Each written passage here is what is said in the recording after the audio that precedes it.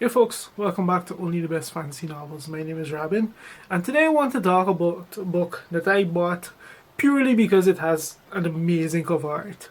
And lo and behold, it turned out to have a pretty good story contained within. And that book is The Teller of Small Fortunes by Julie Long, which I believe is her debut. And this is cozy fantasy, which is not really something I seek out, but look at that cover art. Tell me that's not one of the best cover arts you've seen in a while. Like, it's just gorgeous. I just had to get this book. Anyway, what is this book about?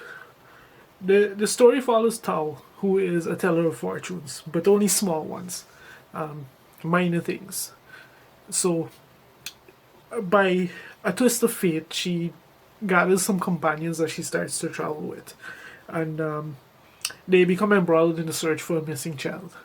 And as the story unfolds and things just start, more and more things just start to escalate and pile up, it quickly becomes clear that Tao is being forced into a position where she either has to where her past is beginning to catch up with her, and she's going to have to make a choice regarding this new family that she's come put together. And like I said, this is just a wonderful, wonderful book. Like I mentioned, it's cozy fantasy, and which is not necessarily something I actively go and seek out, but I'm not against it either. As a matter of fact, lately I've started to think that cozy fantasy is kind of starting to fill that niche in the fantasy genre that's usually filled like by the fairy tales, kind of like the fairy tales stories in pre-Tolkien, in that they just have like low stakes. They have element like a dash of fantasy and an element of eldritchness to them that just kind of works. It's like a low stakes, a kind of chill story that unfolds, and at the same time there are things that contribute to a sense of danger and all of that. That's kind of like, so far of the few cozy fantasy books I've read, that kind of feels is similar. But anyway, enough about that.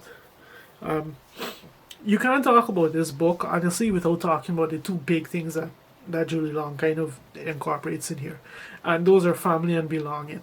So the first is most glaring, family, in that, like, Tao, she flees from one particular family situation, and she finds herself in a Fong family essentially as they travel, and the child that they're searching is for that they spend the majority of this book searching for is the lost child of one of these people that she starts to travel with.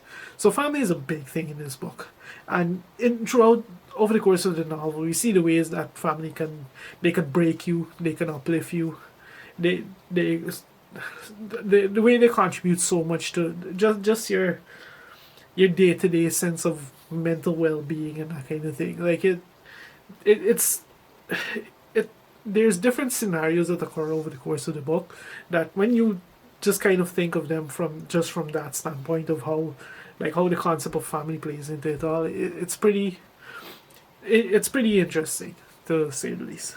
And the other one that kind of stood out for me is belonging, in the sense that Tao is an immigrant to this land. She looks very different from the natives, and because of that, like, she's often treated differently.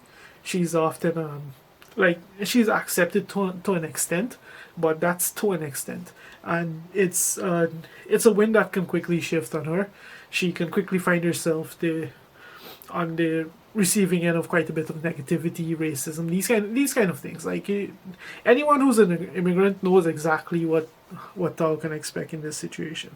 Like, she's constantly held up against this stereotype of her people. She's considered not a real citizen, which is something I find amusing, because one of the terms that Canadians use to like nominate to describe like the more racist among themselves are like real Canadians compared to immigrants like myself. Anyway, that's a whole tangent by itself.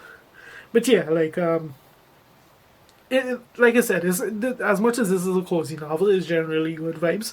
But at the same time, there's no light without dark, and there are moments throughout the book where, like, there are some more dark, some more less than pleasant events that happen to kind of just underline the good moments. And unfortunately, some of those happen with play around with this whole concept of Tao belonging in this nation that she travels around constantly.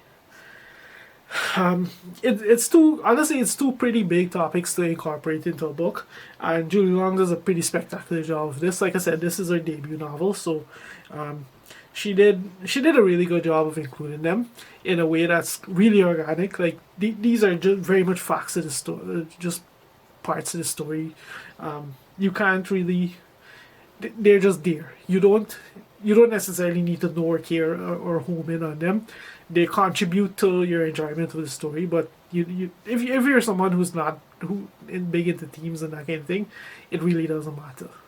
Like there's no proselytizing or anything of that sort going on when it comes to these. Like it's just different scenarios, different examinations happen over the course of the book with these two things, and it's really well handled for me. Like I just kind of enjoy the way she just plays around with it, both of these concepts as the story unfolds.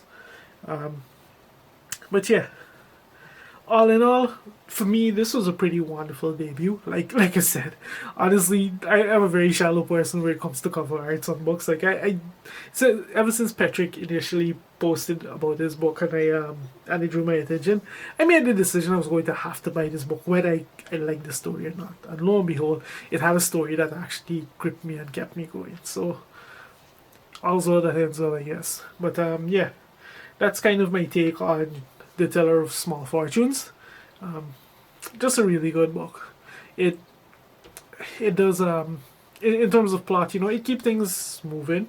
It keeps things moving. It's very much a low stakes fantasy, but as things unfold, it starts to creep a bit towards the more epic.